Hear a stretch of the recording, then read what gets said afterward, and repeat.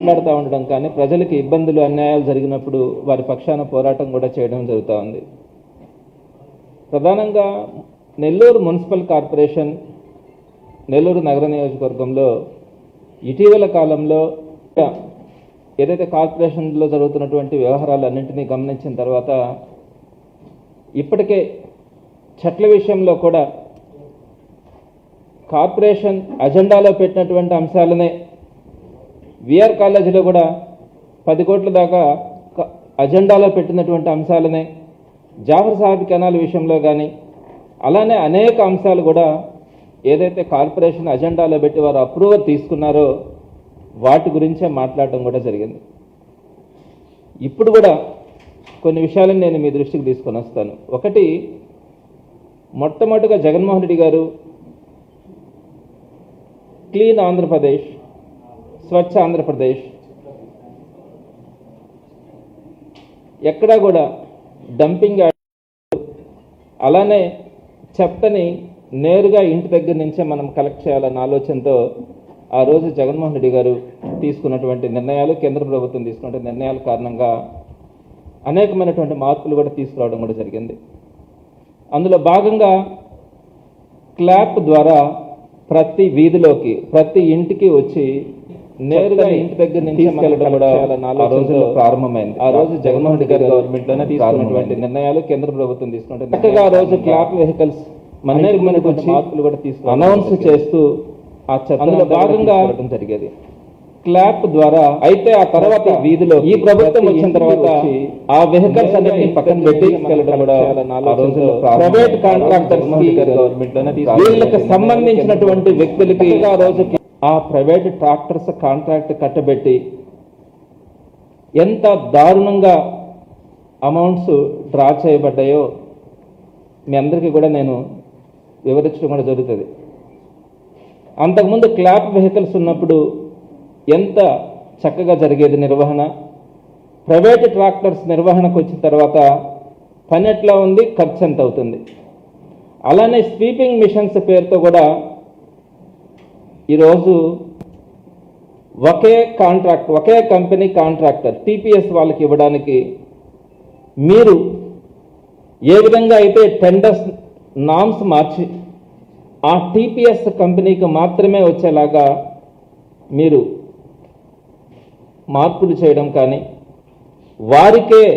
వారొక్కరే టెండర్లలో participate చేసి వారికి మాత్రమే దక్కేలాగా మీరు ప్రయత్నించడం, మెయింటెనెన్స్ పేరుతో కొన్ని కోట్ల రూపాయల పేద ప్రజల నుంచి మనం వసూలు చేస్తున్నటువంటి పన్నులని వారికి కట్టబెట్టడం, ఇదంతా కూడా వాస్తవాలని మనం కనుక కార్పొరేషన్లో కనుక గమనిస్తే పేదవాడి నుంచి ఒక్కొక్క 100 రూపాయలని గుడిసేసుకున్న దగ్గర నుంచి కూడా ట్యాక్సుల రూపంలో వాడు కనుక కట్టలేకపోతే వాళ్ళని కోర్టుకి ఇచ్చి కోర్టు ముందు నిలబెట్టి వసూలు చేస్తున్నటువంటి తీరు.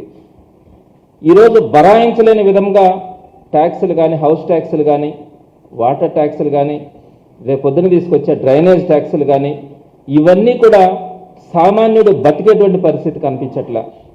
వీటన్నిటిని వసూలు చేసి మీరేం చెప్తా ఉన్నారు, మీరు చెత్త పన్ను అంటారు. ఆ చెత్త పన్ను ద్వారా ఎంత కలెక్ట్ అయింది, ఎంత ఖర్చు అయింది, మీరు దోపిడీ చేస్తున్నటువంటి పేదవాడి దగ్గర నుంచి మీరు ఎన్ని 100 కోట్ల రూపాయలు మీరు కలెక్ట్ చేస్తూ ఉన్నారు, దాన్ని ఏ విధంగా తప్పుదారి పట్టిస్తూ ఉన్నారో ఈరోజు వాస్తవాలు కూడా ప్రజలు తెలుసుకోవాల్సినటువంటి అవసరం ఉంది.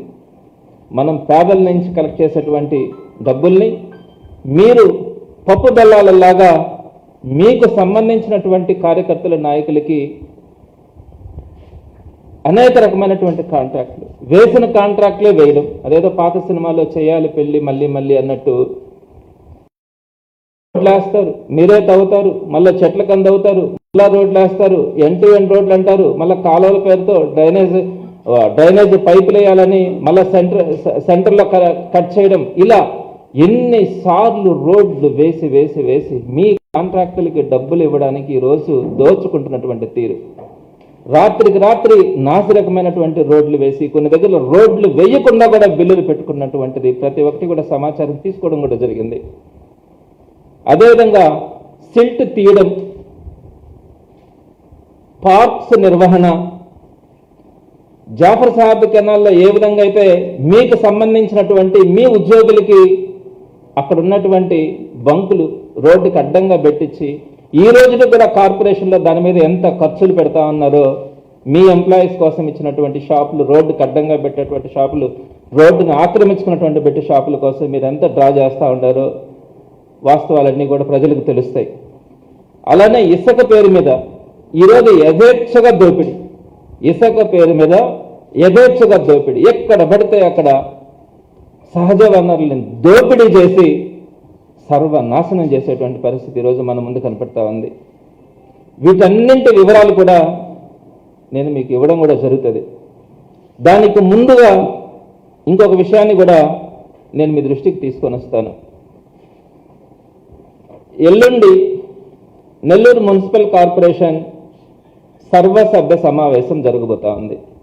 13వ తారీఖున నెల్లూరు మున్సిపల్ కార్పొరేషన్ సర్వసభ్య సమావేశం జరగబోతా ఉంది. ఇందులో చాలా పాయింట్స్ చూస్తే ఆశ్చర్యం అనిపించినాయి. అందులో ఒక ప్రధానమైనటువంటి 116వ పాయింట్ని కనుక మనం గమనించినట్లయితే, నెల్లూరు అర్బన్ తహసీల్దార్ వారి లేఖ నందు నెల్లూరు బిట్ 2 గ్రామం సర్వే నెంబర్ 994/1లో గల ప్రభుత్వ కాలువ ఎకరం 40 సెంట్ల స్థలం నారాయణ ఎడ్యుకేషన్ సొసైటీ నెల్లూరు వారి ఆధీనంలో ఉన్నది, అంటే మెడికల్ కాలేజీలో ఉంది. సదరు కాలువ స్థలంకు మార్కెట్ విలువ ప్రకారం నగదు చెల్లించుటకు నారాయణ ఎడ్యుకేషన్ సొసైటీ నెల్లూరు సంసిద్ధత తెలియజేసినట్టుగా తెలియజేశారు.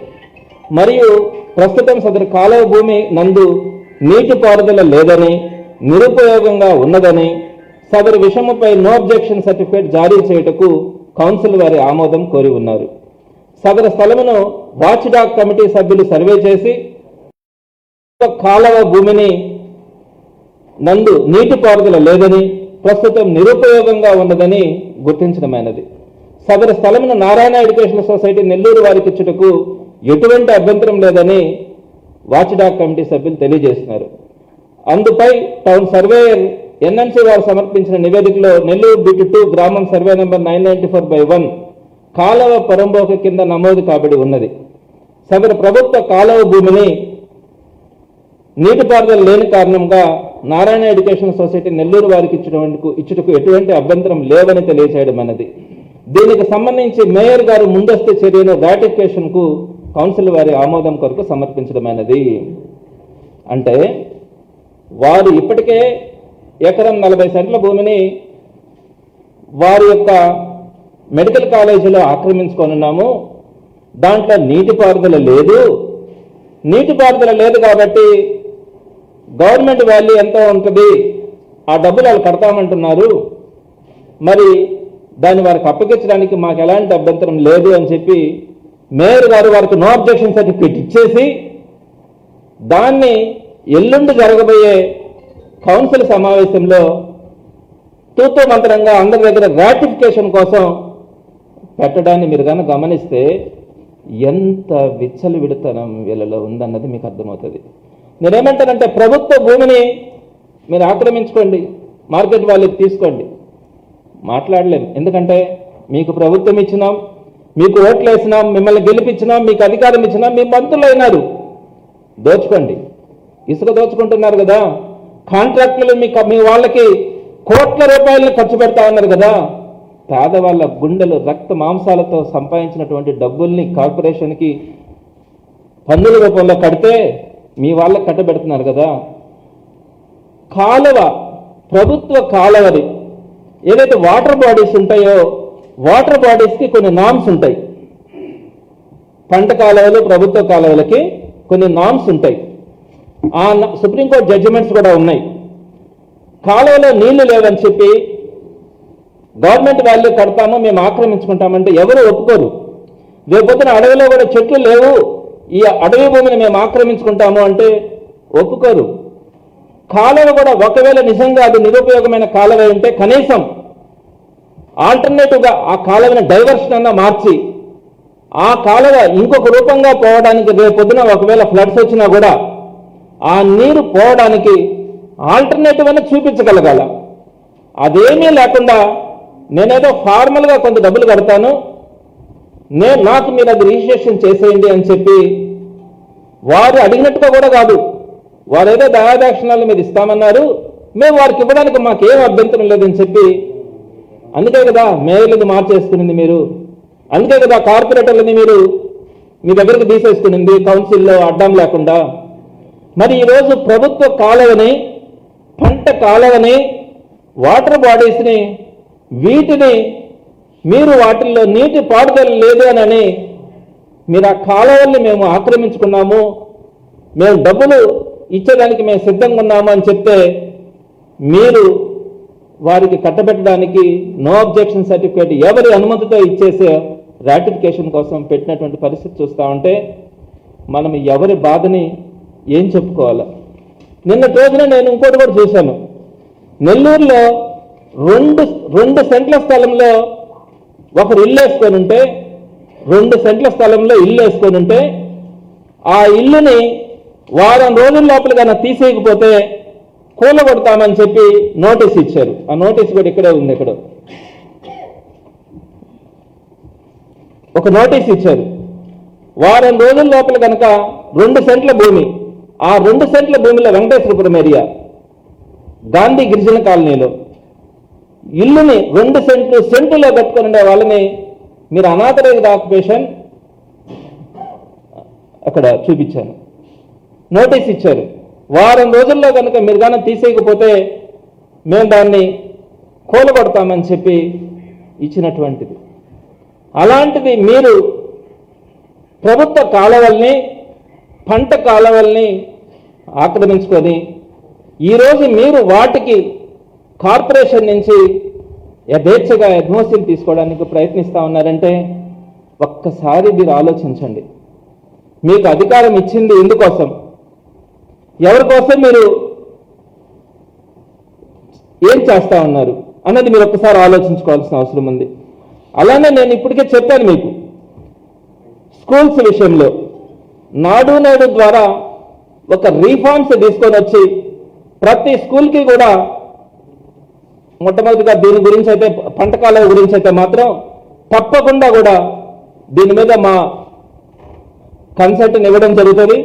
ఎటువంటి పరిస్థితుల్లో కూడా పంట కాలువల్ని దుర్వినియోగం చేయడం కానీ, అటవీ భూములను ఆక్రమించుకోవడం కానీ చట్టరీత్యా నేరం. తప్పకుండా దీన్ని వ్యతిరేకించడం జరుగుతుంది. దీని వాస్తవాలను కూడా ప్రజలందరికీ తెలియజేసి ఎటువంటి పరిస్థితుల్లో ఇది జరగకుండా కూడా అడ్డుకోవడం కూడా జరుగుతుందని తెలియజేస్తా ఉన్నాను. ఇంకా పోతే స్కూల్స్ విషయంలో అనేకమైనటువంటి స్కూల్స్లో వాటర్ కూడా ఈరోజు లేనటువంటి పరిస్థితి.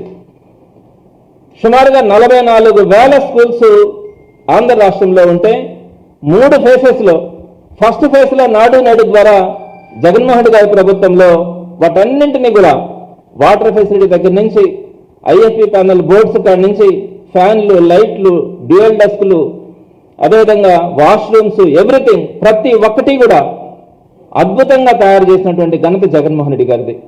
సెకండ్ ఫేజ్లో ఉన్నటువంటి స్కూల్స్ 80% పనులు పూర్తయితే ఈ రోజుకి ₹1 కూడా మీరు వాటి మీద ఖర్చు పెట్టాల. థర్డ్ ఫేజ్లో 2024లో ప్రారంభం కావాల్సినటువంటి థర్డ్ ఫేజ్కి సంబంధించి వాటికి పనులు పూర్తి కాల. మొత్తం 3 ఫేజెస్లో ఈ ప్రభుత్వం వచ్చి 2.5 సంవత్సరం అయింది. ఈ రోజుకి ₹1 ఒక్క స్కూల్ మీద కూడా మీరు ఖర్చు పెట్టట్లా. అదేంటే సిఎస్ఆర్ ఫండ్స్ కింద నేను ఒక 3-4 స్కూల్స్ని మొత్తం దాని మీద ఫండ్స్ని కేటాయించి పబ్లిసిటీ కోసం మీరు వాడుకుంటా ఉన్నారు. నెల్లూరు నగరంలోనే అనేకమైనటువంటి స్కూల్స్లో కనీసం డ్రింకింగ్ వాటర్ జగన్మోహన్ రెడ్డి గారు తీసుకొచ్చినటువంటి వాటర్ ప్లాంట్స్ కూడా రిపేర్ చేయకుండా మూలబెట్టినటువంటి పరిస్థితి ఈరోజు మనం చూస్తాం. రాష్ట్రంలో కనుకైతే సెకండ్ ఫేజ్లో 80%. అదేవిధంగా మొన్న బడ్జెట్లో సుమారు ₹100 కోట్ల నాడు నేడు అంటే ఇప్పుడు పేరు మార్చారు, మనబడి మానబడి, దీని మీద ₹1,500 కోట్ల దాకా ఖర్చు పెట్టామని చెప్పారు. ఈ రోజుకి ₹1 కూడా రాయి కూడా మీరు దాని మీద పెట్టినటువంటి పరిస్థితులే. మీరు ఈ రోజు కార్పొరేషన్కి సంబంధించి కార్పొరేషన్ జనరల్ ఫండ్స్ లో నుంచి మున్సిపల్ స్కూల్స్ లో మీరు ఈ రోజు ₹1,00,00,000 కొంత ఖర్చు పెడతా ఉన్నారు.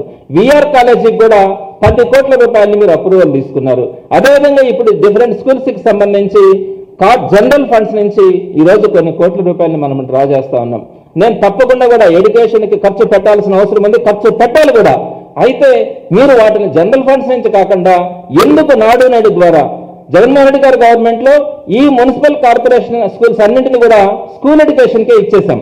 అంటే జిల్లా పరిషత్ గవర్నమెంట్ స్కూల్స్ తో సమానంగా ఈ నాడు నేడు ద్వారా డెవలప్ చేయాలన్న ఉద్దేశంతో కార్పొరేషన్ కింద బటన్ పడకూడదన్న ఆలోచనతో కార్పొరేషన్ స్కూల్స్ అన్నింటినీ కూడా మున్సిపల్ స్కూల్స్ అన్నింటినీ కూడా స్కూల్ ఎడ్యుకేషన్ డిపార్ట్మెంట్ కి హ్యాండ్ ఓవర్ చేస్తూ అన్ని మున్సిపాలిటీస్ లో కూడా రెజల్యూషన్స్ పాస్ చేశారు. ఎందుకు పాస్ చేశారు?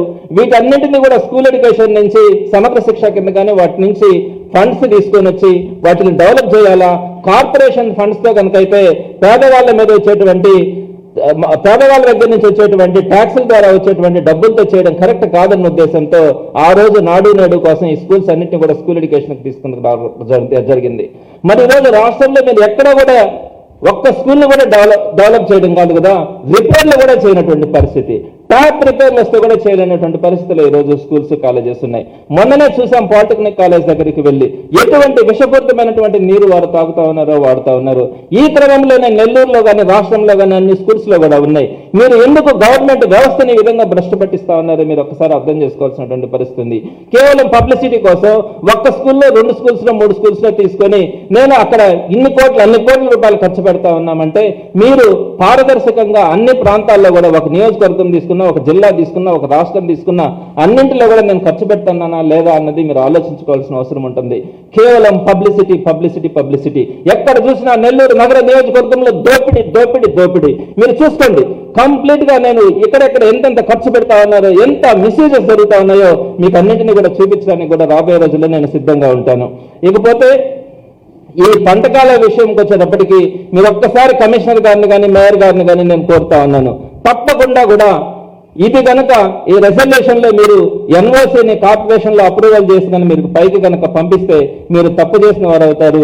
రాబోయే రోజుల్లో దీనికి సమాధానం చెప్పుకోవాల్సి ఉంటుందని కూడా నేను ఈ రూపంగా మీకు తెలియజేస్తా ఉన్నాను. ఇకపోతే గోవింద నామాల గురించి కొంతమంది నా మీద కేసులు పెట్టడం కూడా జరిగింది.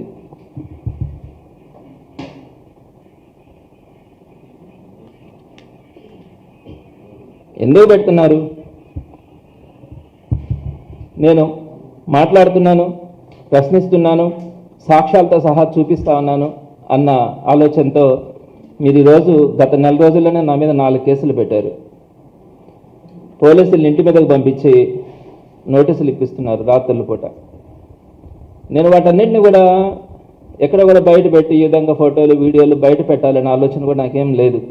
నేను సిద్ధపడ్డాను. మీరు ఎన్ని కేసులు పెట్టినా, ఎన్ని హేళనగా మాట్లాడినా, ఎన్ని తిట్టించినా బరాయించడానికి సిద్ధంగా ఉన్నాను. నేనేం తప్పు చేశాను? 3 రోజులు నిరాహార దీక్షని చేశాం. ఈ ప్రభుత్వానికి మా బాధను తెలియజేయడానికి ప్రయత్నించాం. మండు టెండర్లో నిలబడుకున్నాం, అక్కడ దీక్షతో చేశాం. ఒక కార్యకర్త తన బాధను వినిపిస్తూ ఒక పాట పాడడం కూడా జరిగింది. మీరు ఆ వీడియోని చూడండి. నేను నోట్ల నుంచి ఒక మాట రాలేదు, నా చేతుల నుంచి ఒక సైగ లేదు. కామ్గా వింటూ వారు పడుతున్నటువంటి బాధని విన్నానే తప్ప మానవతా దృక్పథంతో నేను ఎక్కడ కూడా ఆ పాటను కోరస్ ఇవ్వడం కానీ ఏదీ చేయలే. కానీ నన్ను ఎంత మాటలు అంటా ఉన్నారంటే అంత మాటలు అంటున్నది మీరు చూడొచ్చు. ఎవరెవరో మైకులు తీసుకొని వాడు ఈడు అని మాట్లాడతారు. నేను ఏ రోజు నా చిన్న పిల్లోడిని కూడా నేను వాడు ఈడు అని మాట్లాడను, సింగులర్గా కూడా సంబోధించాను. అలాంటిది ఈరోజు మీరు ఏం తప్పు జరిగిందని, ఏం చేశానని మీరు ఆలోచించండి. నిజంగా నా తోటి మనుషులకు కానీ మనతోటి నివసించే వ్యక్తులకు కానీ ఎవరు మనోభావాలు దెబ్బతిన్నా ఏం చేస్తున్నా నేను మనస్ఫూర్తిగా క్షమాపణ చెప్పడానికి నేను సిద్ధం. నా వల్ల 10 మంది సంతోషపెడతారు, నా వల్ల 10 మందికి మంచి జరుగుతుంది అనుకుంటే నేను 1 మెట్టు కాదు 10 మెట్లు దిగడానికైనా సిద్ధం. కానీ ఈ క్రమంలో కేవలం నా రాజకీయ ప్రత్యర్థులు ఆనందం కోసమే నేను ఈరోజు క్షమాపణ చెప్పాలి. అంతే తప్ప నేను చేసింది కూడా ఏం లేదు. ఒకవేళ గోవింద గోవింద, నిరుద్యోగ భృతి గోవింద, ఆడబిడ్డ నిధి గోవింద, 50 ఏళ్ల పింఛన్ గోవింద అని మాట్లాడారు అని అనే దాని మీదనే కదా నేను ఇప్పుడు అన్నానే, కానీ వాళ్ళు అన్న మాటని చెప్తున్నాను. ఆ మాట అక్కడ అన్నారని నా మీద కేసులు పెట్టారు. ఆ పదాన్ని మనము ఆర్థికంగా ఎవరైనా ఇబ్బంది పడినా ఆయన పని గోవింద అని, మనం ఎవరైనా ఒకరు మరణిస్తే కూడా ఎత్తుకునేటప్పుడు కూడా గోవింద గోవింద అని ఇలా అంటాం. పేరు కూడా పెట్టుకుంటారు కొంతమంది వైన్ షాపులకు పెట్టుకుంటారు, కొంతమంది చికెన్ షాపులకు పెట్టుకుంటారు. ఇది నేనేమంటానంటే, ఎందుకు మీరు ఎంత టార్గెట్ చేసి మాట్లాడుతున్నారు? నిజంగా నా వల్ల కనుక ఎవరైనా బాధపడి ఉంటే నేను మనస్ఫూర్తి క్షమాపణ చెప్తాను. అది చెప్పడానికి నాకేం అభ్యంతరం కాదు, చెప్తున్నాను. కానీ మీరు మీ రాజకీయ ప్రయోజనాల కోసం అన్ని జిల్లాలలో నా మీద కేసులు పెట్టించడం, పై స్థాయి దాకా కూడా దాన్ని మాట్లాడదు. నేను మీకు ఆల్రెడీ చూపించాను కూడా కొన్ని వీడియోస్, లోకేష్ గారు స్వయంగా మాట్లాడినటువంటిది. అయినా కూడా నేను బాధ్యతగా చూపిస్తాను. ఇప్పుడు వారిని అడగాలి కదా క్షమాపణ చెప్పమని, వారి మీద పెట్టాలి కదా మనం కేసులు. మీరు ఒక్కసారి ఆలోచించండి, మనం ఎటుపోతున్నాం. నేను ఈరోజు ఒక హిందూననో లేకపోతే నాకు భక్తి ఉందనో నేను ఈరోజు ప్రూఫ్ చేసుకోవాల్సిన అవసరం ఉందా? మీరు ఒక్క రెండు విషయాలు నేను మీ దృష్టికి తీసుకొని వస్తాను. నాకు ఊహ తెలిసినప్పటి నుంచి నేను సోమవారం అంటే 1990 నుంచి 36 సంవత్సరాల నుంచి భక్తిగా 36 సంవత్సరాల నుంచి సోమవారం నాన్ వెజ్ కానీ ఏమి తినను.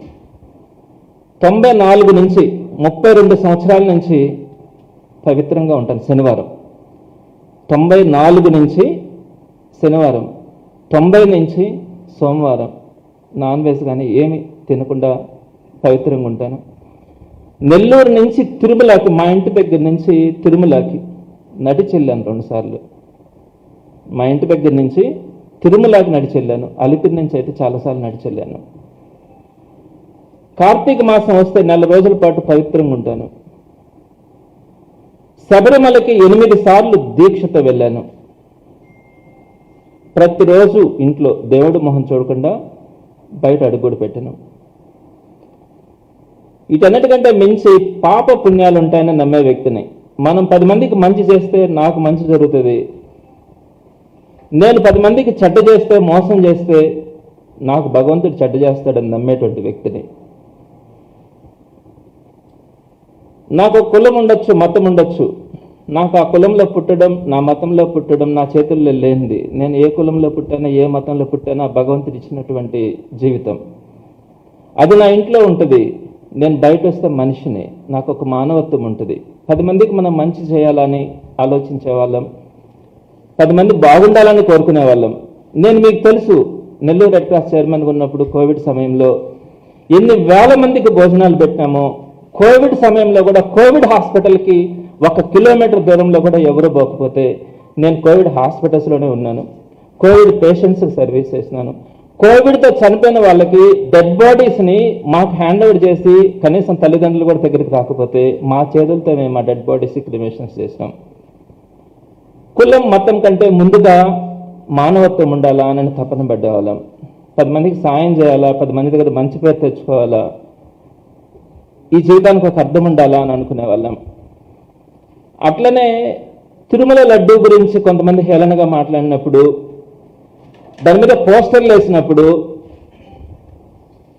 ఏదో జరగరానిది కల్తీలు జరిగింది అనే మాట చెప్పడానికి బాధపడుతున్నాను. జరగరానివి జరిగినాయని మాట్లాడినప్పుడు నేను అన్నిటికీ తెగించి పోరాడాను. కౌన్సిల్లో కూడా నా పక్కన మంత్రులందరూ ఉన్నారు, కానీ మీరు నన్ను చూడొచ్చు. ఆ రోజు నా కళ్ళలో బాధ కానీ, నా గుండెల్లో నుంచి వచ్చిన మాటలను కానీ మీరు కనుక చూస్తే తెగించి పోరాడాను. తిరుమల లడ్డు పవిత్రత గురించి కానీ, తిరుమల గురించి కానీ, ఆ పవిత్రత గొప్పది అని చెప్పే క్రమంలో నేను ఎవరితో మాట్లాడుతున్నానో కూడా తెలియకుండా వాస్తవాన్ని, సాక్ష్యాలను చూపించి మా దేవుడు తిరుమల గొప్పతనాన్ని నేను చెప్పిన వాడిని. మీరు చూస్తున్నారు, ఆ తిరుమల విషయం మాట్లాడే రోజుల్లో కూడా నేను పవిత్రంగా ఆ రోజు నాన్ వెజ్ తినడం కానీ అట్లాంటి చేయకుండా కూడా వెళ్ళాను. ఇది నా అంతరాత్మ సాక్షిగా నాకు తెలుసు, ఎలా ఉన్నాను, ఎలా ఫైట్ చేస్తున్నాను అన్నది. ఇట్లా ప్రతి విషయంలో కూడా ఒక సంప్రదాయబద్ధంగా ఏం చేయాలో ఎలా చేయాలో చేస్తూ ఉండేవాళ్ళం. ఈరోజు నేను చెప్పినటువంటి ఈ విషయాలన్నీ కూడా ఎంతమంది వీళ్ళలో పాటిస్తూ ఉన్నారో నాకు తెలియదు.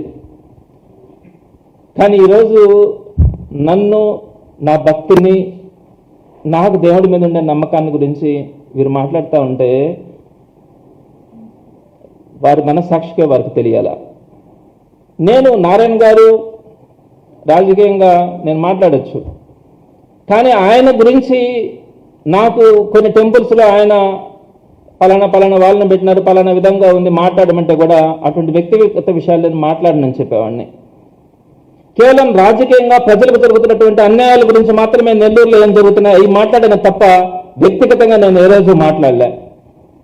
దేవుళ్ళ గురించి టెంపుల్స్లో పెట్టినటువంటి చైర్మన్లు, డైరెక్టర్ల దగ్గర నుంచి వారు చేసినటువంటి వాటి గురించి నాతో మాట్లాడమని నాకు వీడియోలు పంపిస్తే కూడా నేను వాటిని మాట్లాడిన రాజకీయాల్లో తాగదలుచుకోలే.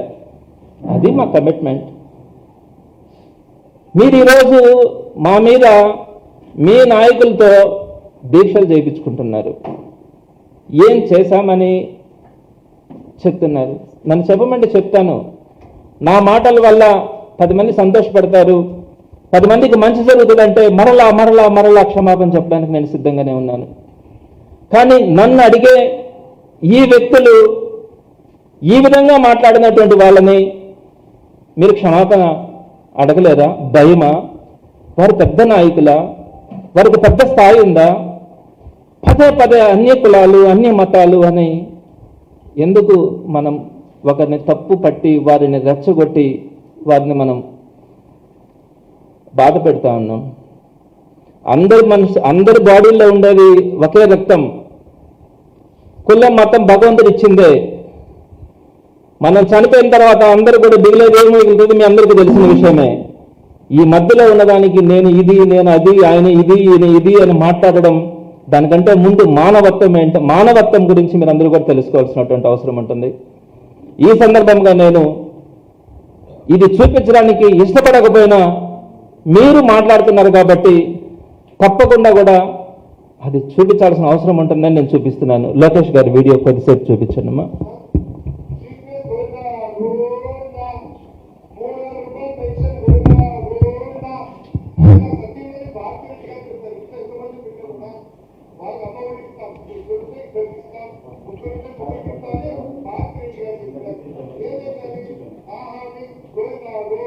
ఒక సెకండ్, ఇక్కడ 3,000 రూపాయల పెన్షన్ జగన్మోహన్ రెడ్డి గారు ఇచ్చారు.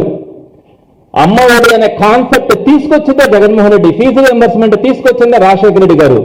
మరి వాడే తీసుకొచ్చినటువంటి పథకాలు మీరు ఇస్తే ఆయన ఎగ్గొట్టారు, ఆయన ఇచ్చినట్టు మీరు ఎగ్గొట్టారు. ఆయన ఇచ్చారు, ఆయన చూపించారు. వారితో మీకు పోలికేంటి? మళ్ళీ ఇవ్వలేదని చెప్పి అబద్ధాలు చెప్పి ఆ దేవుణ్ణి వాడుకున్నది, ఆ పేరును వాడుకున్నది మీరు కాదా? అబద్ధాలు చెప్పడానికి వాడుకున్నది మీరు కాదా?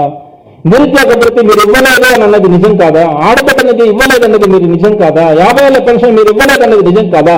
ఇలాంటి వాస్తవాలను మేము మాట్లాడాం, కానీ మీరు అబద్ధాలు కాదా చెప్పింది?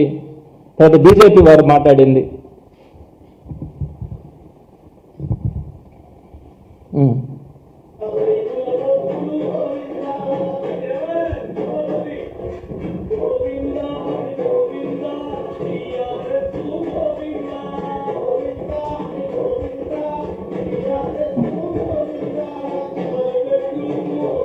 చాలు, ఏం మాట్లాడారు?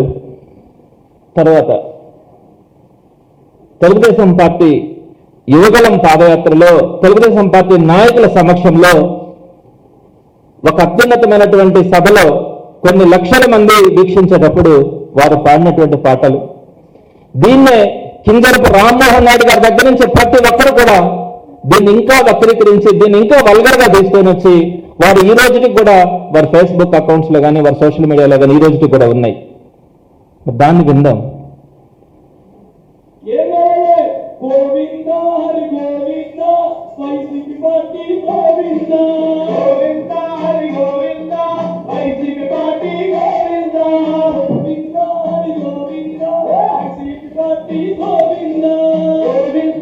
వినడానికి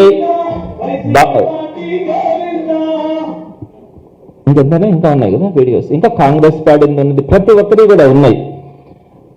నేను ప్రధానంగా మీకు లోకేష్ గారు కానీ, బీజేపీ కానీ, టీడీపీ కానీ వీరందరూ పాడినటువంటి వినిపించడం కూడా జరిగింది.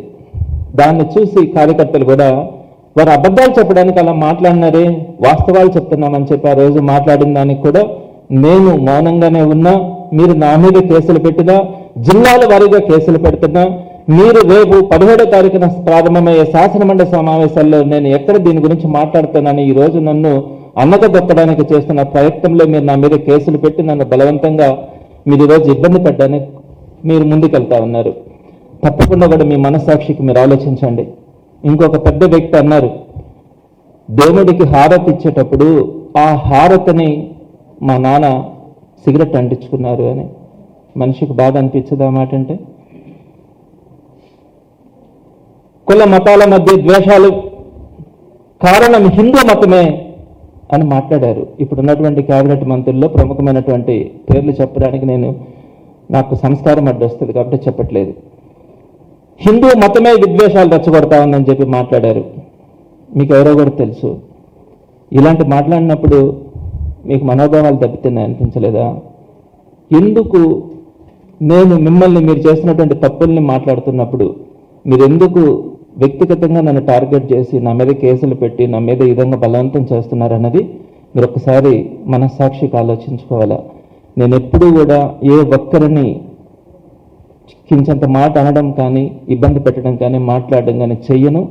అలా జరిగిన పక్షంలో ఏం చెప్పడానికైనా దేనికైనా కూడా నేను ఎప్పుడు కూడా సిద్ధంగా ఉంటానని తెలియజేస్తున్నాను. 100% కొనసాగుతుంది. ఎల్లుండి నేను దీని మీద ఢిల్లీకి వెళ్తున్నాను. అక్కడ కేంద్ర విద్యాశాఖ మంత్రి గారికి కూడా ఈ రిప్రజెంటేషన్ ఇవ్వడానికి నాతో పాటు కొంతమందిని కూడా తీసుకెళ్లడం జరుగుతుంది. గురువారం రోజు సాయంత్రం 4 గంటలకు అపాయింట్మెంట్ కూడా ఉంది న్యూఢిల్లీలో. తప్పకుండా కూడా నేను న్యూఢిల్లీ కూడా వెళ్ళి అక్కడ కూడా పోరాటాన్ని కొనసాగించడం జరుగుతుంది.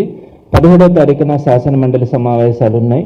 ఆ సమావేశాల్లో కూడా డిఎస్సి మీద ఖచ్చితంగా ఏం జరిగింది అన్నది వాస్తవాలు ప్రజలకు తెలియాలి కాబట్టి దాని గురించి కూడా పోరాటం చేయడం జరుగుతుంది.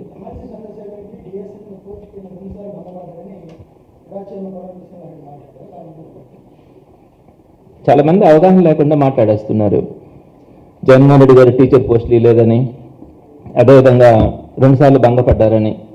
వాస్తవంగా మొదటిసారి కోర్టుకు వేసినప్పుడు ఆ ఎవిడెన్సెస్ అన్ని కూడా మా లాయర్ ప్రాపర్ ఆర్డర్లో పెట్టలేదన్నప్పుడు మళ్ళీ ఆర్డర్లో పెట్టి నేను మళ్ళీ గౌరవ కోర్టుని అప్రోచ్ అవుతానని చెప్పి మేము వెనక్కి తీసుకోవడం జరిగింది. ఇది వాస్తవం. రెండోసారి వేసినప్పుడు మీరు ఇన్ని ఎవిడెన్సెస్ చూపిస్తా ఉన్నారు, మరి వారే అంటే ఎవరైతే నష్టపోయినారో వారే కోర్టుకి ఎందుకు రాలేదు అని చెప్పి ప్రశ్నించడం జరిగింది. దానికి సంబంధించి మా లాయర్కి ఉన్నటువంటి అవగాహన మేరకు ఒక సమాచారం చెప్పడం కూడా జరిగింది. ప్రభుత్వం చూసి కొంతమంది భయపడుతున్నారు, దీనంతా కూడా సాక్ష్యాలతో మేము అప్రోచ్ అయినామని చెప్పడం కూడా జరిగింది. వాస్తవంగా కూడా 350 మంది కోర్టుని అప్రోచ్ అయి ఉన్నారు. ఇప్పటికే ఆ అప్రోచ్ అయిన వాళ్ళలో 200 మందికి పైగా ఈ స్పోర్ట్స్ కోటాలో నష్టపోయిన వాళ్ళే గౌరవ కోర్టును కూడా ఆశ్రయించడం జరిగింది. సుమారుగా ఇంకొక 70 మంది జగన్మోహన్ రెడ్డి గారిని కలవడం కూడా జరిగింది. అవి అన్నింటినీ కలిపి మేము పిల్ ద్వారా వేయడం కూడా జరిగింది. ఈ విషయాన్ని మళ్ళా ఈ నెలాఖరులో మళ్ళా హియరింగ్కి వస్తుంది. ఈ విషయాలన్నింటినీ కూడా గౌరవ కోర్టు దృష్టికి తీసుకురావడం జరుగుతుంది. వారు అడిగింది కేవలం ఏంటంటే ఆ బాధితులు కోర్టుని డైరెక్ట్గా ఎందుకు అప్రోచ్ కాలేదు, మీకు ఎందుకు ఇంట్రెస్ట్ ఉంది అనే విషయాన్ని మాత్రమే వారు ప్రస్తావించడం జరిగింది. ఈ వాస్తవాలన్నింటినీ కూడా నెక్స్ట్ హియరింగ్లో కోర్టు ముందుకు తీసుకురావడం కానీ దాని మీద సిబిఐ ఎంక్వైరీ వేయించడం కానీ జరుగుతుంది తప్ప ఇదేదో ముట్టికాయలు పడ్డాయి ఇంకోటి పడ్డాయని అంటే అవగాహన లేకుండా మాట్లాడినటువంటిది. ఇంకొక విషయం కూడా మీరు ఆలోచించాలి. ఎంక్వైరీకి ఎందుకు వెనకాడుతూ ఉన్నారు? ఎంక్వైరీకి వాళ్ళు విశాలమైనటువంటి హృదయంతో మనసుతో వారు తప్పకుండా కూడా ఎంక్వైరీని కాల్ఫర్ చేయాలి కదా. దాన్ని తప్పించుకోవడానికి ఎందుకు ఈ దొంగ సాకులు దొంగ మాటలు చెప్పుకోవడం? అది ఆలోచించాల్సినటువంటి విషయం.